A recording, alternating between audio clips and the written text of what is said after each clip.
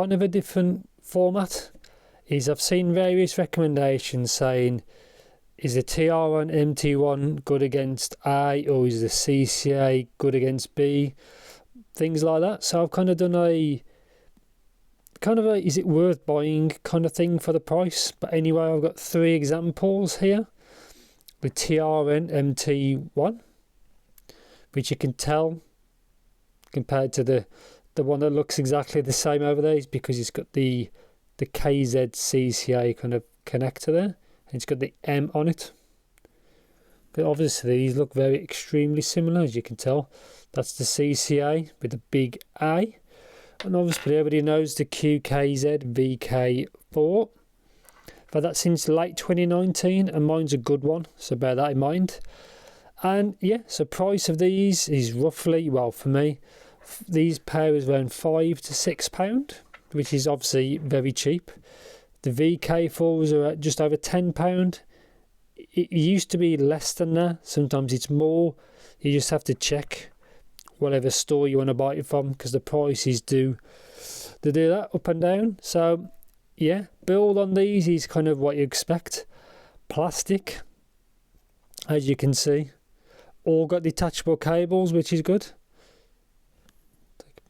There, so yeah, as you can see, the normal 2-pin, they're all 0.75. Most of the Chinese gives 0.78, but these are all 0.75 as far as I'm aware. All single dynamic drivers, which is what I prefer at the really low price, because really cheap hybrids are not that great really. They can be a bit peaky, they can be a bit aggressive, like a KZ ZSN Pro, for example, things like that. I recommend single DDs at a low price. Anyway, but yeah, build on these are all okay. The work fine, is in the construction is fine really. The connectors all seem good. There's a difference with sound, but obviously I'll get into that in now. Let's get into it now. Sound of these all V-shaped. The VK4 have massive unit variance. Somebody commented in a previous video of mine, a recent video, saying he bought 2 from the same seller at the same time, and one was wildly different to the other. So that's one thing you bear in mind. So unit variance, if you don't know what I mean, is one driver can sound different to the other. It can look exactly the same, as you can see there's a driver there. It can sound very different to one that looks exactly the same. There's a big variance of quality control or build or wherever they've sourced them from. They should really be the same, but they're not. That's one thing to bear in mind. But yeah, all these are V-shaped. This is the better tuning. It also is the most expensive. These are more aggressive V-shaped, both of these two. They're a little bit different of impedance, so one's a little bit harder to drive than the other, but they essentially are generic V-shaped sound. The tonality is okay, but you have to bear in mind, obviously the price, what they are. So like I said before, all 2-pin, I really prefer this kind of type, these two. See, it's got that type of connector, the old B type. Yeah, I think it is better, because on some KZ models, this plastic around here can actually break. I've never witnessed that myself, but bear that in mind. But 2-pin on the whole, I think is a lot better than MMCX. Some people might say otherwise, but 2-pin is good, and obviously you can use any cables you want. Are these actually kind of worth buying for the price? That's what kind of this video is about. For me, I prefer to spend a little bit more.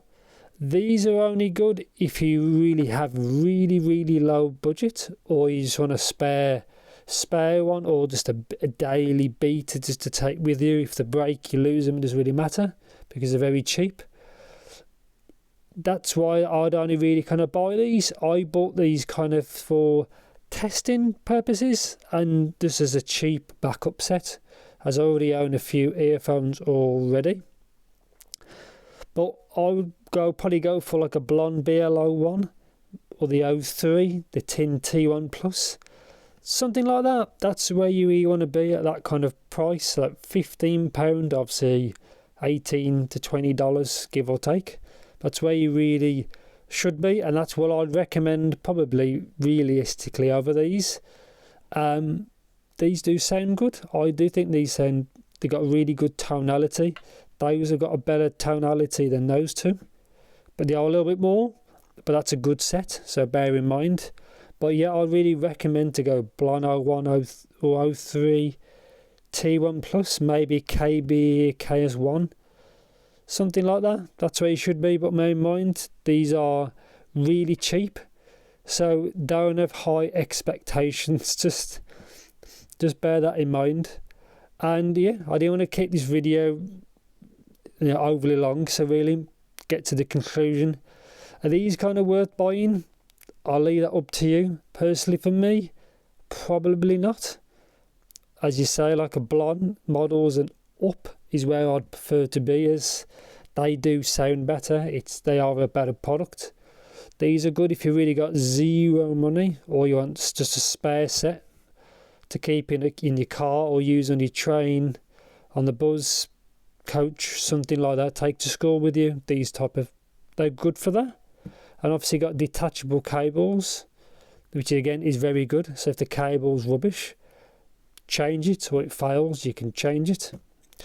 And yeah, it's different kind of video, but are these really worth buying?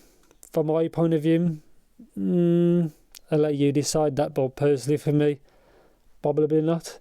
But if you want a really cheap V-shaped sound, that sound okay, then these are for you.